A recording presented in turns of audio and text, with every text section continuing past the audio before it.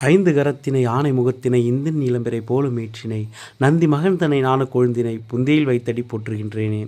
மகர ராசிக்கு அஷ்டமாதிபதியான சூரிய பகவான் சுகஸ்தானத்தில் இம்மாதம் உச்சம் பெற்று இருப்பதும், பாதகாதிபதியான செவ்வாய் பகவான் ராசிக்கு 3ஆம் இடத்தில் சனி பகவானுடன் சேர்ந்து சஞ்சரிப்பதாலும் மே மாதம் 10ஆம் தேதி வரை மகர ராசிக்காரர்கள் அமைதியாகவும் நிதானமாகவும் இருக்க வேண்டிய சூழ்நிலை உருவாகிறது. உங்கள் ராசிக்கு யோகரான சுக்கிர பகவான் 5ஆம் இடத்தில் ஆட்சி பெற்று அமைந்திருப்பது யோகமான அமைப்பாகும். வேலையிலும் தொழிலிலும் நல்ல வளர்ச்சியை காண்பீர்கள்.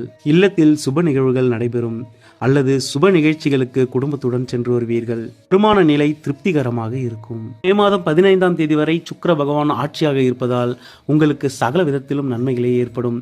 அதன்பின் அவர் மிதுன ராசிக்கு பயிற்சி ஆவார். சுக்கிர பகவான் 6ஆம் இடத்தில் மறைவதால் மாதத்தின் பிற்பகுதியில் சில சங்கடங்களை சந்திக்க நேரிடும். பணப்பற்றாக்குறை ஏற்படவும் வாய்ப்புள்ளது. உங்கள் ராசிநாதனான சனி பகவான் 3ஆம் இடத்தில் வலுவாக சஞ்சரித்துக் கொண்டிருப்பதால் எந்த எதிர்ப்பையும் பகையும் வெல்லும் ஆற்றலை கொடுத்து கொண்டிருப்பார்.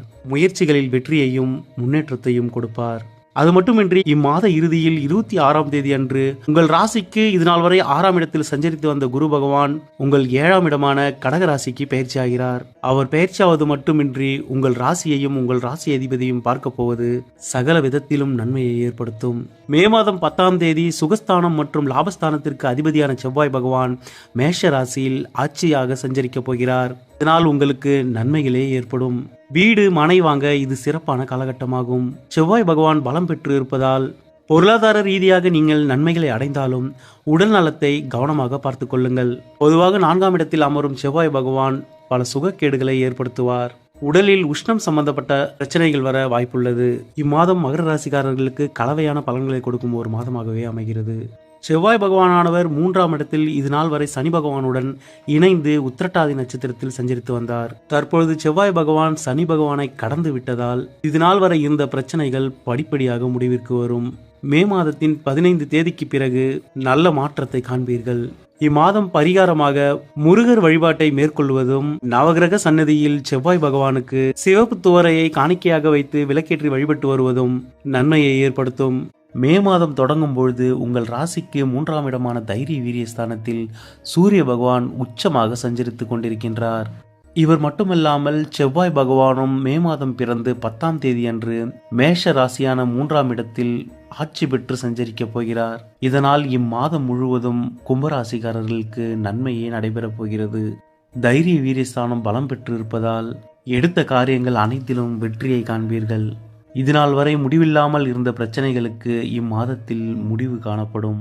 7ஆம் இடத்து அதிபதியான சூரிய பகவான் உச்சம் பெற்று இருப்பதால் தந்தை வழியிலும் கணவர் வழியிலும் ஆதாயத்தை காண்பீர்கள். கூட்டாளிகள் நட்புகள் உறுதுணையாக இருப்பார்கள்.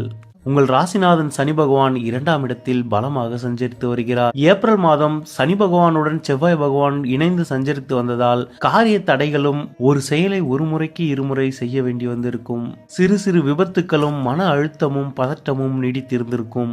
10ஆம் தேதிக்கு பிறகு செவ்வாய் பகவான் மேஷராசிக்கு பயிற்சி ஆவதால் இது நாள் வரை இருந்து வந்த பிரச்சனைகள் படிப்படியாக முடிவிற்கு வரும். சுகஸ்தானத்தில் சுக்கிர பகவான் ஆட்சி பெற்று சஞ்சரிப்பதால் உடல் நலம் சீராகும். பண வரவு ஏற்படும். விலை உயர்ந்த ஆபரண பொருட்கள் வாங்கி மகிழ்வீர்கள். ஆடை அணிகளின் சேர்க்கை ஏற்படும். குரு பகவானின் பார்வை உங்கள் ராசிக்கு கிடைத்து கொண்டிருப்பதால் அனைத்து வகையிலும் நன்மையை அடைவீர்கள். மே மாதம் 15ஆம் தேதிக்கு பிறகு புத பகவானும் சூரிய பகவானும் உங்கள் ராசிக்கு 4ஆம் இடமான சுகஸ்தானத்திற்கு பயிற்சி ஆவார்கள். எனவே மாதத்தின் பிற்பகுதியில் உடலில் உஷ்ண சம்பந்தப்பட்ட நோய்கள் ஏற்பட அதிக வாய்ப்புள்ளது. சனி பகவான் 2ஆம் இடத்தில் பாத சனியாக சஞ்சரித்துக் கொண்டிருப்பதால் உங்கள் வார்த்தைகளில் எப்பொழுதும் கவனமாக இருங்கள். மே மாதம் 26ஆம் தேதி வாக்கிய பஞ்சாங்கப்படி குரு பகவான் மிதுன ராசியிலிருந்து கடக ராசிக்கு பயிற்சி ஆகிறார். இங்கு உச்சமடையும் குரு பகவான் உங்கள் ராசிநாதனை 9ஆம் பார்வையால் பார்க்கவிருப்பதால் சனி பகவானால் ஏற்படும் எதிர்மறை பலன்கள் குறையும். மாதம் முழுவதும் தைரிய வீரியஸ்தானம் பலம் பெற்று இருப்பதால் சகல விதத்திலும் உங்களுக்கு நன்மை ஏற்படும் ஒரு மாதமாகவே இம்மே மாதமானது அமைகிறது. இம்மாதம் பரிகாரமாக விநாயகரையும் துர்க்கையையும் வழிபட்டு வருவது மேன்மையை ஏற்படுத்தும். மே மாதத்தின் முதல் 15 நாட்கள் மீனராசி நேயர்களுக்கு சத்ரு தோஷம் உண்டாகிறது. மீனராசிக்கு கடன் பகை நோய் எதிரியை கொடுக்க வேண்டிய சூரிய பகவான் மற்றும் உங்கள் ராசிக்கு பாதகாதிபதியான புத பகவான் இருவரும் இணைந்து 2ஆம் இடமான குடும்பஸ்தானத்தில் சஞ்சரிப்பதால் உங்கள் குடும்ப உறுப்பினர்கள் அல்லது உறவினர்கள் மூலம் செய்வினை கோளாறுகளுக்கு ஆட்படுவீர்கள். எனவே இம்மாதத்தின் முதல் 15 நாட்கள் நீங்கள் அமைதியாக இருக்க வேண்டியது மிகவும் அவசியமாகிறது.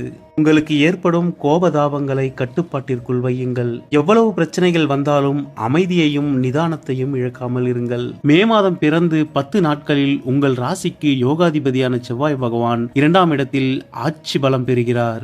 அதன் பின் சுக்கிர பகவானும் உங்களின் சுகஸ்தானமான 4ஆம் இடத்திற்கு பயிற்சி ஆவார். சுக்கிர பகவான் உங்கள் ராசி அதிபதியுடன் இணைந்து சஞ்சரிக்கும் இக்காலகட்டம் உங்களுக்கு பல வகையிலும் நன்மையை ஏற்படுத்தும். மே மாதம் முதல் 15 நாட்கள் மீனராசி நேயர்கள் கவனமாக இருக்க வேண்டிய நாட்களாகும். அதன் பின் கிரக சஞ்சாரங்கள் உங்களுக்கு சாதகமாகவும் நன்மை அளிக்கக்கூடியதாகவும் அமைகிறது. உங்கள் ராசி அதிபதியான குரு பகவானானவர் இம்மாதம் 25ஆம் தேதி வாக்கிய பஞ்சாங்கப்படி மிதுன ராசியிலிருந்து கடக ராசிக்கு பயிற்சி ஆகிறார். அங்கு உச்சமடைய போகும் உங்கள் ராசிநாதனால் சகல விதத்திலும் நன்மைகள் ஏற்பட போகிறது. 7.5 சனியால் பாதிக்கப்பட்டவர்கள் இனி மீண்டெழுவீர்கள். யானை வரும் பின்னே மணி ஓசை வரும் முன்னே என்பார்கள். அதுபோல உங்கள் ராசிநாதன் மே மாதத்தின் 25ஆம் தேதி பெயர்ச்சி ஆவதற்கு முன்பாகவே சில நல்ல அறிகுறிகளை நீங்கள் காண்பீர்கள். மே மாதத்தின் பிற்பகுதியில் இருந்து உங்கள் வாழ்வு மறுமலர்ச்சி அடைய போகிறது. நிச்சயம் வரை சென்று நின்ற திருமணங்கள் கூட இனி நடைபெறும். குழந்தை பாக்கியத்திற்காக ஏங்கிக் கொண்டிருப்பவர்களுக்கு குழந்தை பாக்கியம் கிடைக்கும். வேலையில் இதுநாள் வரை இருந்த பிரச்சனைகள் முடிவிற்கு வந்து நல்ல முன்னேற்றத்தையும் வளர்ச்சியையும் காண்பீர்கள். வேலையே இல்லாமல் இருக்கும் மீனராசிக்காரர்களுக்கு நல்ல வேலை கிடைக்கும். கோர்ட் கேஸ் வம்பு வழக்கு என திரிந்து கொண்டிருந்தவர்கள் இதில் வெற்றியை காண்பீர்கள். நட்புகளாலும் உறவினர்களாலும் வஞ்சிக்கப்பட்டவர்கள் இனி வாழ்ந்து காட்டுவீர்கள். தொழிலில் இருந்த தொய்வு நிலை இனி மாறி லாபங்களை பார்ப்பீர்கள். படிக்கும் மாணவ மாணவிகளுக்கு தாங்கள் விரும்பிய பாடப்படிப்பை எடுத்து படிக்கும் யோகம் ஏற்படும். கடனால் அவதிப்பட்டு கொண்டிருக்கும் மீனராசிக்காரர்கள் கடன் தொல்லையில் இருந்து விடுபட புதிய வழி பிறக்கும். உங்களுக்கு நல்ல காலம் பிறக்க இன்னும் 1 மாத கால அளவு உள்ளது.